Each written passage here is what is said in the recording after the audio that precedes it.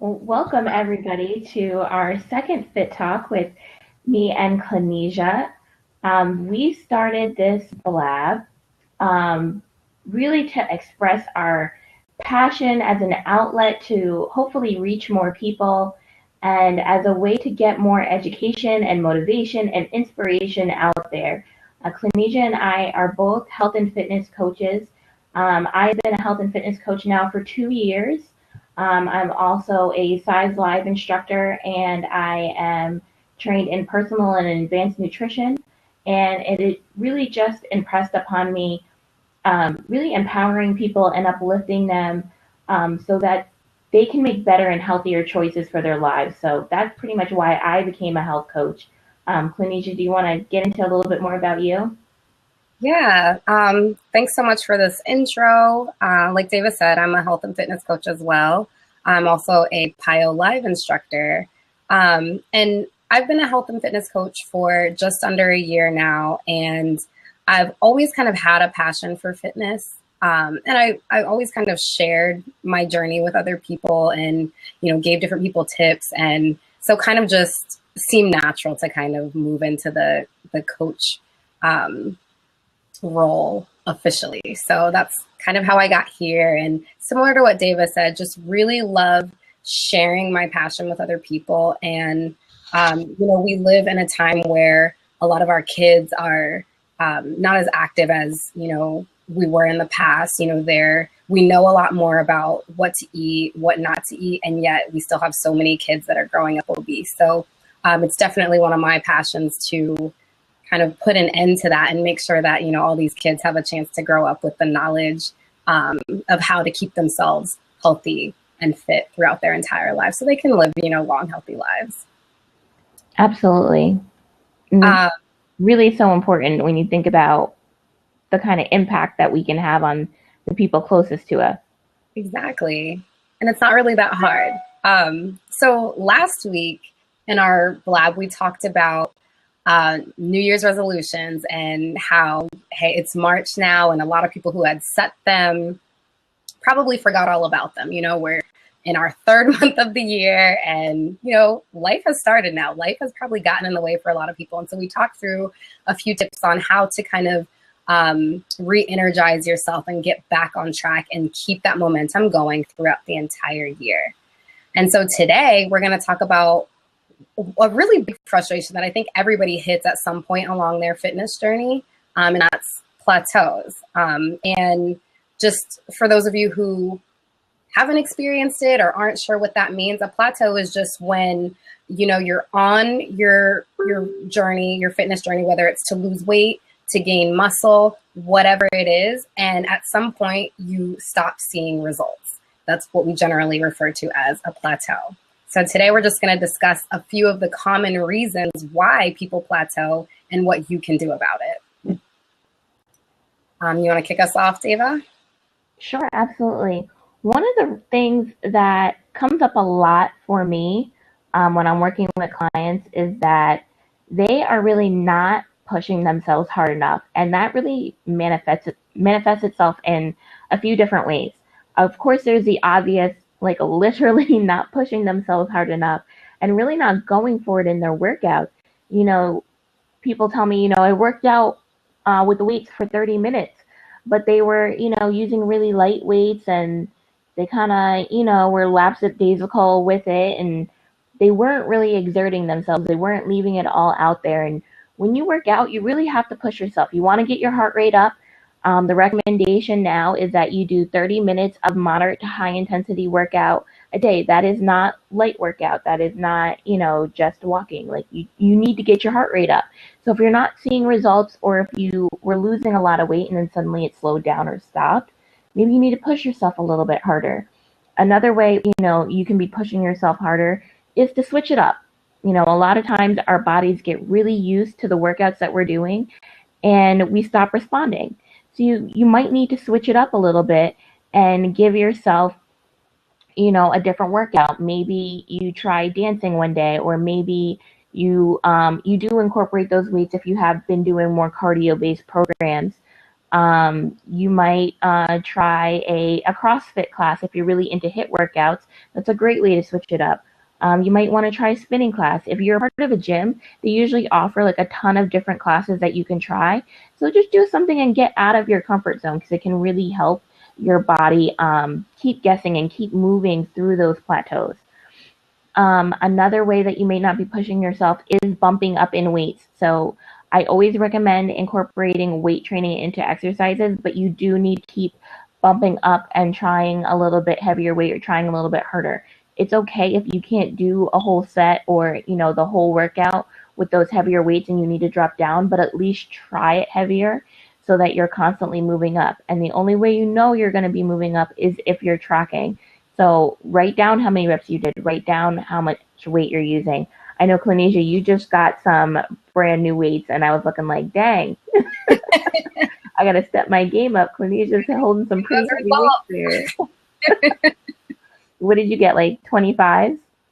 I got 20s and 25s before. I was using like 10s and 15s. So I'm doing the hammer and chisel program again. And I wanted to get some different results. So decided to just bump it up a little bit and challenge myself. So yeah. And you're like 5 foot, what? 5'2" on emphasis. All that. So Clinesia's 5'2". I'm 5'10". To see somebody that is smaller in stature than me still being able to lift heavy weights to, keep moving up lets me know that, you really shouldn't limit yourself. You shouldn't, just say like, oh, okay, this is good for me. You can keep trying. You can keep pushing for more. Another area that I really see people struggling with, and, it's 2016. We have our phones. We're constantly on them. We're laying in bed.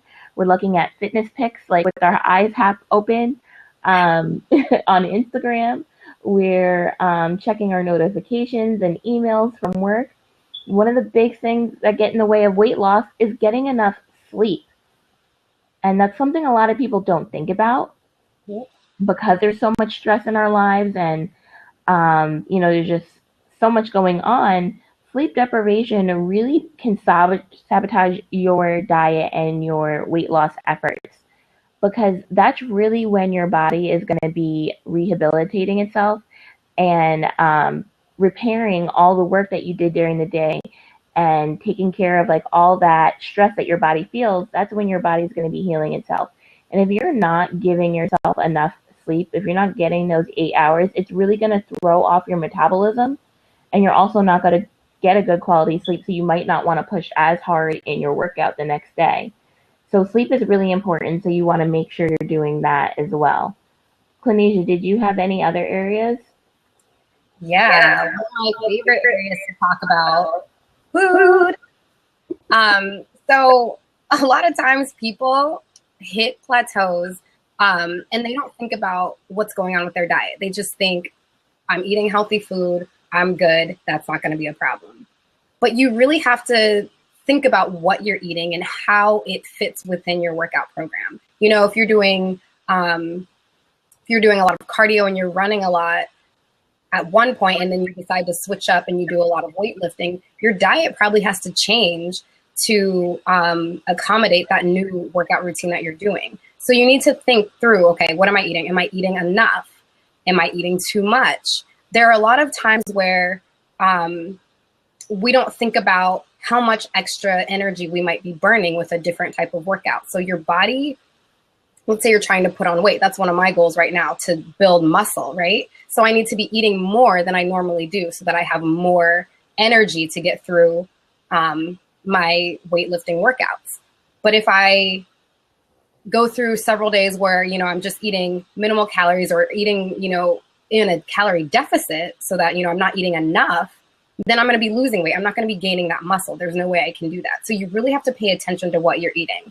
And one of the best ways to do that is to track your food. And I think this is something that a lot of people don't think about doing. It doesn't necessarily mean counting every calorie, but you do need to be keeping track of what you're eating, because I guarantee if you don't, there are going to be times that you go throughout the day where you take a little nibble of something, a little nibble of something here, and you don't even realize that, calories might be adding up and you're not counting those things because you don't even think about it. You put it in your mouth and it's just done. And I know I've done that several times. I have my niece here that I babysit all the time. And I find myself, if I'm, making her some chicken nuggets or something, I'm nibbling on those as I'm making them. And, it's just so easy to kind of not even think about that. I'm not, not at it, but who knows how many I could have nibbled on in a course of a couple minutes while I'm making her plate. So you have to think through things like that. And then another thing that you should think about is, how clean is your diet? Maybe you have been eating healthy, but you still have a lot of processed foods in your diet. And that's something that you might want to look at, especially once you get to a point where, you've lost most of the weight that you want to lose and you're really trying to tone up and you really want to start to see some muscle definition. You really need to start to look at exactly what you're eating and clean it up.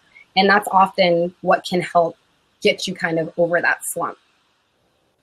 So that's food. The other thing that I want to talk about that's super, super important that I think not a lot of people think about in terms of plateauing is your water intake. That's something that's super, super important. Our bodies are made majority up of water, okay? So that means water is vital to almost every bodily function that we have. All of your organs need water to function daily, okay? So I don't know how much more I can say, like drink water, drink water, drink water. We know that, right? So a lot of times if you're plateauing, you can look at your water intake. How much are you drinking every day? In the past, the recommended daily amount of water has been 64 ounces or 8-ounce glasses of water. But now more so, the recommendation is you need to have half of your body weight in ounces. So I'm about 130 pounds. So the recommendation of around, 64 ounces is still fine for me. But somebody who, weighs a little more, other times for men, you're going to have to drink a lot more water. So you need to kind of pay attention to those things and make sure that you're giving your body not only the fuel, but also the water that it needs to function every day. So I know that's a really hard one for a lot of the people that I work with. And we're always coming up with different strategies for how you can get yourself to drink more water, right? Whether it's infusing your water with fruit or coming up with some sort of system where every hour you make yourself drink a certain amount of ounces. Or if you have like a really nice water bottle that, you mark with different times. David got me a great one. Oh, it's right here. Somebody was actually asking me about that water bottle today. Yeah, look at that. So it tells me how much I should drink at different times of the day, fill it up again, and finish the times. So that makes it really easy for me to finish my water every day. And so I'm always talking to people that are in my accountability groups about, okay, what strategies can you use to make sure that you're feeding your body the way you need to be and hydrating properly? So Davo, what kind of, what have you experienced kind of in your groups when it comes to like food and water? I'm sure that's, a big topic that you guys talk about and how it affects their weight loss goals when they start to kind of hit those areas where they're not progressing as fast. Well, it's funny, and especially given my background in nutrition, my first thing I always tell people to do is to send me their journals for the past, like, either send it for me for the past or you're going to start keeping track now and let me see at least 3 days. And it's so funny because a lot of times they aren't tracking, and that is so key. So you need to be tracking what weights you're using, how your workouts are, what you're eating, how much water you're getting. If you're not tracking all of that, you can't tell me what you did, then I can't tell you where you need help, so tracking is such a huge thing. And then one thing that I picked up in training was that it's really good to write down when you write down what you eat, to also write down your emotion behind it. And it's going to tell you certain triggers that cause you to, overeat or to indulge in that snack. And we looked at different people's food journals and we saw, was stressed out, boss gave me a new deadline, ate 5 pieces of chocolate from the company jar or whatever it was. And things like that happen all the time. So like for you, Clinesia, your trigger could be babysitting, and then you're exposed to your niece's food. And it's really funny because when you said that, I was like, ooh, that is definitely me, because I have a 6-year-old, and I call that paying the toll. Yep. So when she gets like a snack or something, I'm like, oh, you have to pay the toll, and I get one. But if it's not healthy or if it's not something that's clean or within my diet, that's something I need to be tracking and, being mindful of. And it's so easy to just ignore those things. Like, oh, it was just a chicken nugget. Or if you're at work, oh, it was a fun sized candy bar. Like, who cares? No, it matters. Like, we care.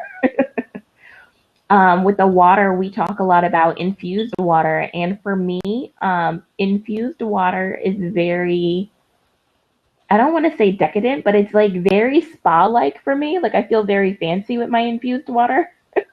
And I have about like three different fruit infusing water bottles.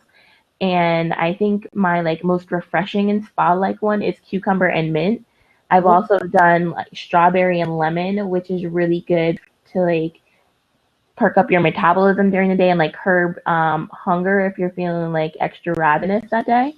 But there are different ways to keep it fun and keep it jazzy. So we like to talk about those things a lot with my clients and in my groups. Yeah, I think that's so awesome.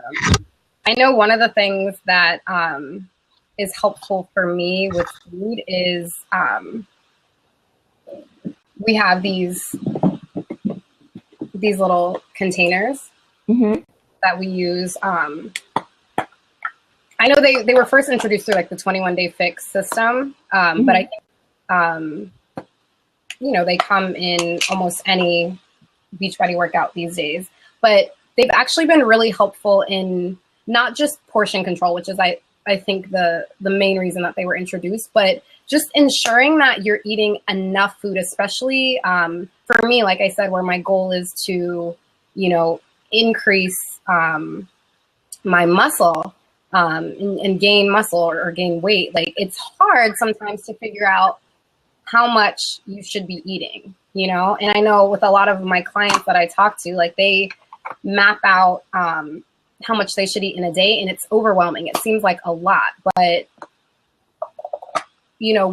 what you have to get your mind around is the fact that when you're eating healthier food, when you're eating clean food, you can eat a lot more of it than you can of unhealthy foods, right? So if you're eating these unhealthy processed foods, a lot of times, the serving size is going to be a lot smaller, and you're used to kind of eating a certain amount because you want those things. But when you start to clean up your diet and like really start to move towards your goals, you can have a lot more of these healthier foods, fruits and veggies and lean meats and things like that. You can eat a lot more of it. So it seems like so much. And I feel like it's hard to, like, you would never think of it yourself, like, okay, this is how much I should be eating in a day. So those containers and that whole portion control system has been really helpful for me in making sure that I can stay on track with my goals. And it's just, another tracking system too. Just like if you were using an app, apps are really great. I used MyFitnessPal for a really long time.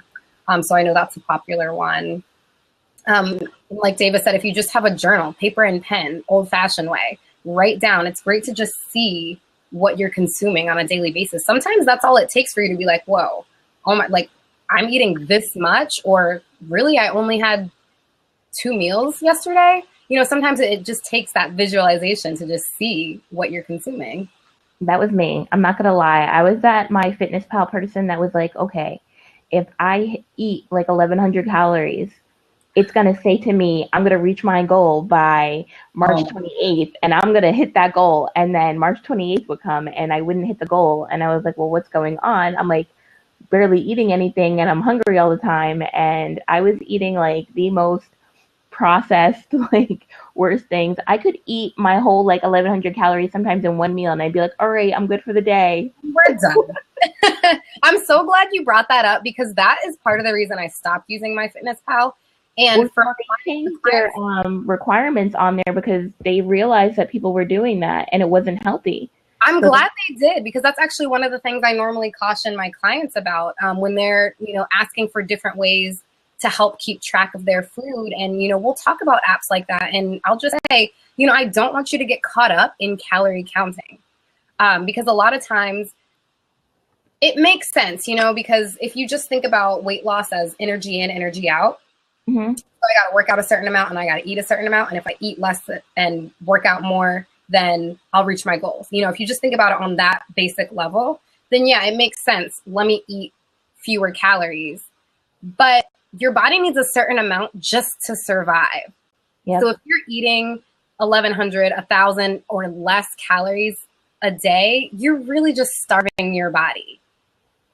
So I always tell people, like, do not get caught up in counting calories because yeah, it may seem like a lot, but it's really not. Like David said, I'm 5'2", and on a normal day, I might eat 1,800 calories. So I know that sounds like a lot to people, but like it depends on the activity you're doing. And really, like nobody should really be eating, no woman should be eating less than 1,200 and no man should be eating less than 1,500 calories in a day. Yeah, unless you're under doctor orders, I wouldn't do it. And yeah, your body needs a certain amount of food to survive. I thought it was okay to, be hitting that 1,200 and then like stopping there. And then when, I got educated and got on a program, I discovered I really should be eating 2,300 calories. And it still feels like, wow, it's a really big number. That's a lot of calories. But that's when I started dropping all the weight, was when I was eating, because I put my body into starvation mode. Like last week I said, when we brought up this topic, that I was queen of plateaus. And that was why, like, I wasn't losing any weight. I wasn't eating enough. My body was in starvation mode. I was stressed out. Like, I was doing all of these things we talked about. I wasn't getting any sleep. I wasn't really pushing myself in a workout. And there I was.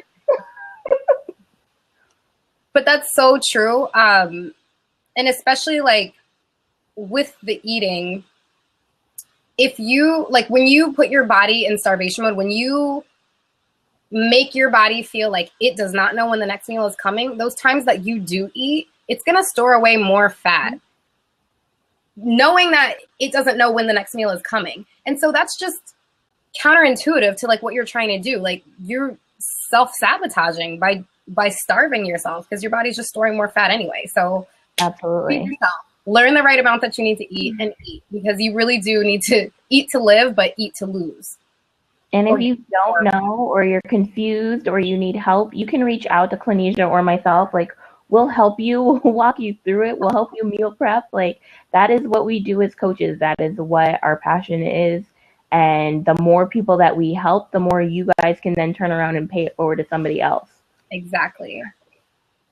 And again, like I talked about it last week, one of my passions is making sure, I guess I talked about it this week too, but one of my passions is making sure that the kids, like the next generation grows up, knowing the right things to do. So if we as adults and as parents don't know how to take care of our own bodies, how can we teach our kids how to do the same, So it's that same sort of idea of paying it forward, but just making sure that the next generation comes up with the same sort of, knowledge and just able to take care of their bodies and just stay healthy. Yes. Pass down a good family medical history. Yes. Yeah. Something else that I wanted to mention that I was thinking about while you were talking about people not pushing themselves hard enough. Mm-hmm.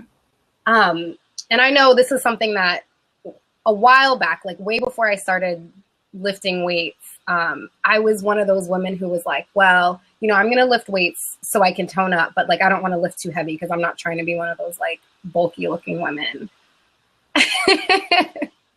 And like, it's so funny now when I hear that, because it's the furthest thing from the truth. Like really, like lifting heavier weights is what's allowed me to get to a point, like the point that I am now. And I definitely don't think that I'm bulky at all. David, you've seen me in person. No, you're not. But it's what allowed me to get some of that muscle definition, in my legs and my arms, like that definition that a lot of us are looking for, especially as we start to have goals for, maybe we've lost the amount of weight that we want to lose, and now we're just trying to tone up. We want to look good in a bikini or whatever it is. We want to look good in a dress for a wedding or a graduation. Weights are really going to help with that. And it's not just those little puny, like 2 and 3 pound weights. Like sometimes you need to really bump it up. So like we talked about earlier, like right now I'm using 20s and 25s for a lot of things. When I was in the gym last summer, when I would go to the gym all the time, I was lifting heavier because I was using the machines and lifting 50 upwards to 100 pounds, doing squats and different things like that. So that's one thing that I just want to make sure that nobody leaves here believing, no woman believes here believing that if you lift weights, even if you lift heavy weights, that you're going to get super, super bulky. It's just not going to happen. So don't be afraid of that. We might have to talk about that more another night, like Definitely. workout myth. Absolutely. But yeah, no, it was funny because when you were talking about the definition that you're seeing, I'm like, yeah, I remember that one time we went out and I was like, Cornesia had on a short dress and some heels, and I was like, those legs, girl. Hey, something's working then, right? I'm going on over there. But yeah, not bulky at all. So in a couple of minutes, we're going to open up the floor because we really want to know. We went over 4 of the most common reasons that people plateau, but there are so many different reasons. And I'm sure that you guys out there who are watching might have your own reasons why you guys have plateaued, and we want to know. Like, we want you guys to share. So in a few minutes, we'll open up a seat here. Just let us know if you'd like to jump on and share your experience. You know, what's the reason that you've plateaued in the past, and how did you get through it? So that's going to be coming up soon. So everybody get ready.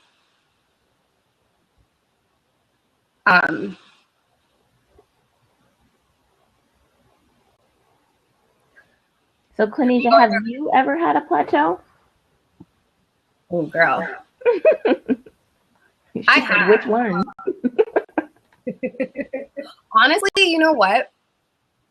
So the most recent plateau I had was actually last year. So I was telling you guys earlier that I used to work out on the gym and I would lift heavy weights, and I was doing the same routine for a really long time. And I mean, it was a challenging routine. And I would, leave the gym feeling like I did work. But after a few months of doing the same thing, I would like weigh myself or take my measurements and realize that I wasn't really seeing any progress. My goal back then was to kind of build more muscle, but I wasn't seeing any results. So the most obvious thing, which I realized I needed to change, was my routine. So I started working on a different series of routines. So it was still weightlifting, but I would change it up every few weeks instead of doing the same thing month after month after month. And so that helped a little bit. And then after a few months there, I sort of plateaued again. And then that's about the point that I started to clean up my diet more. But I think too, like, people, like, once you lose a certain amount of weight, once you get to a certain level of weight loss and you don't have much more to lose, it's a lot harder to progress, and it's easier to get to plateau. So you really do have to pay attention to your routine and your food and your water intake and all these different things. How much sleep are you? You have to pay attention to all those different things, because it might be more, you might be more likely to hit a plateau quicker once you get to that certain point where you only have 5 or 10 or maybe 15 pounds to lose. It gets a little bit harder, and you really do have to stay on track. Yeah, those last 5 to 10 pounds are always the hardest. Those vanity pounds. Exactly. So that was my most recent plateau, but I've plateaued in the past before too. For similar reasons. I think for me, it is usually having to do with either the variety in my workout, just, kind of doing the same thing over and over again and thinking it's going to work, or something with my diet. Probably more so with my diet in the past, just because I really like to eat, and I think I've been slow to completely transition to clean eating, but I'm in a good place now.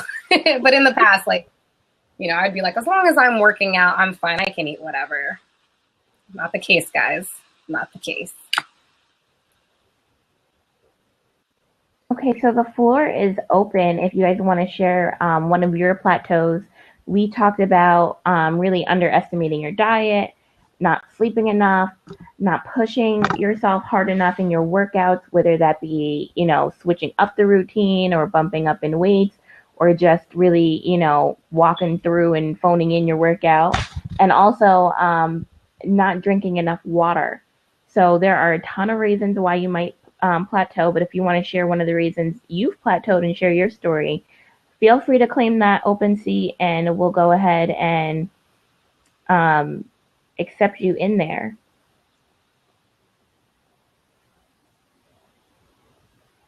In the meantime, while we wait for a brave soul to join us, I found this really great article. It's actually from Jillian Michaels, who I love. People can say what they want, but I think, look at you, David. You're like, she's like a really, I don't know, her personality, it just gets me a little bit. I wouldn't want her to be my trainer, but.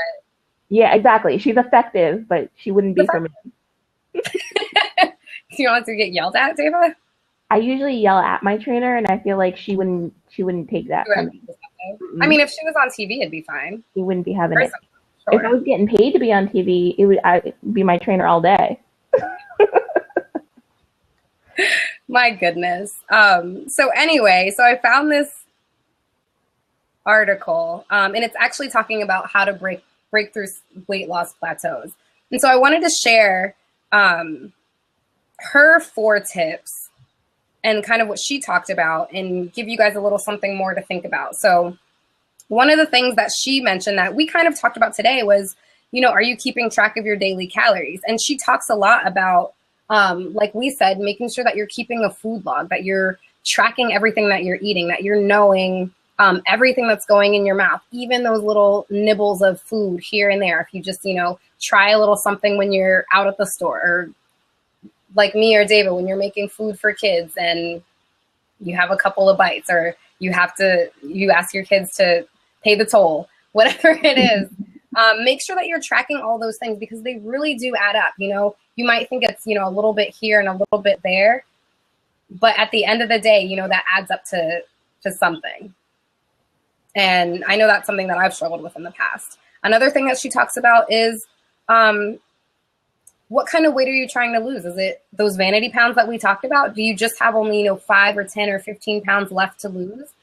Your experience is going to be a lot different than somebody who is trying to lose a lot more weight. They're going to see progress a lot faster because they have more to lose. Whereas like once you get to a point where you're just losing those vanity pounds, you're probably in a pretty healthy point, at a pretty healthy point in your life, and your body, you know, it's fine. So you have to really do more to challenge yourself, whether it's changing up your eating or changing up your fitness routine, just to make sure that your body is still challenged. So another thing that she talks about is changing up your workout. So David talked at length about this, making sure that, you know, you're not doing the same thing all the time. If you go on the same run every day, day after day, week after week, month after month, do you really expect to see the same results that you saw in the beginning 6 months later? No, you've got to change it up, whether it's, you know, running, including sprints in a run at some point, or doing a longer distance run once a week. You really have to change it up and keep your body guessing. And then the other thing she talks about is, do you have a hormone imbalance? Now, this is something that we didn't touch on today. And Dave, I'd really love for you to talk a little bit about this. You know, I know that you've had issues with your thyroid, and, you know, that's one of the things that she talks about in this article that I think a lot of people wouldn't think about, and how that might affect your fitness journey. So can you share a little bit? Yeah, there's a few different things that can be going on with your body hormonally that you might need to seek medical advice for, basically. If you are doing all of these things to break through your plateau, if you are, you know, you're switching up your workout and you're bumping up in weights, you're eating super clean, you're tracking everything, you know, you did your math right on the calorie bracket that you should be in, but you're still not seeing any weight loss, like any measurements changing. And one of the biggest things for me was that I was just feeling really run down all the time. No matter how much sleep I got, I was always tired. And that was one of the big red flags for me that made me finally decide to say something to my doctor, like, hey, I'm eating really well. You know, I've looked at what I should be eating. I went over with her what I'm eating during the day. and I told her how I was feeling, and she looked at me and was like, we should really just do some blood work and test your thyroid. And sure enough, it came back that it was underactive and I had hypothyroidism. Another thing that was a red flag for me was a family history. And some of the women on my mom's side of the family also have hypothyroidism, and that is another thing. So, for those who don't know, your thyroid is the gland in your neck that controls the release of the hormone, which affects your metabolism. So, if your thyroid is underactive, it's not releasing enough of that hormone, and therefore your metabolism is basically not turning on. So that's why I was feeling sluggish. That's why I wasn't burning weight, no matter, how much I worked out or what I was eating. It just wasn't going hand in hand. If you have a thyroid that is hyperactive instead of hypo, it's overactive and it's giving you too much of that hormone, then you're burning weight like that and you can't seem to, put on weight. And people might say to you, you're always so slender, or you're really skinny. How do you eat whatever you want and you just burn it right off? They might be hyperactive. So you have like two sides to the coin there with your weight loss journey or your weight gain journey and what is going on. For me, I had to be put on medication. I actually I will have been off of medication for almost 2 years. I was like a year? No, almost 2 years this So this June, which is like really exciting. I still have to get it checked. I still like can feel it sometimes. Like I just know if I'm not eating really clean, if I'm not drinking my Shakeology, if I'm not doing my workouts, I can feel, me revert right back, and that might be a more sluggish day for me. But then I know how to get right back into it. Some people aren't able to be taken off of their medication. Some people have to have surgery to have their thyroid removed. Basically, long story short is if you know and you're being honest with yourself that you're doing everything right, but you're still not seeing results, that should be a giveaway to you that it's time to seek medical advice from a doctor with a doctorate degree in medicine, not just like Joey on the corner who said, "Oh yeah, you probably have that." Like, I think a lot of times we self-diagnose, especially with like WebMD and the beautiful internet, and how we believe everything we read, and Dr. Oz on TV telling us that we have this, that, and third.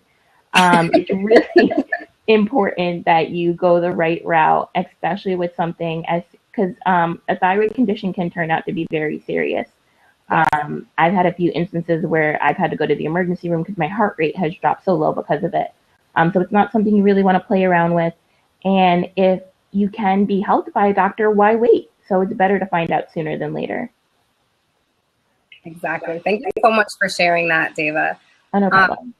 I know for a fact that some of you might be doing all the right things, like Deva said. You might have your diet in check. You might be drinking enough water. You might be sleeping enough, but something is still wrong. And that might be a time. If you're experiencing any of the similar symptoms that Deva shared, then yeah, maybe it is time to go see a doctor.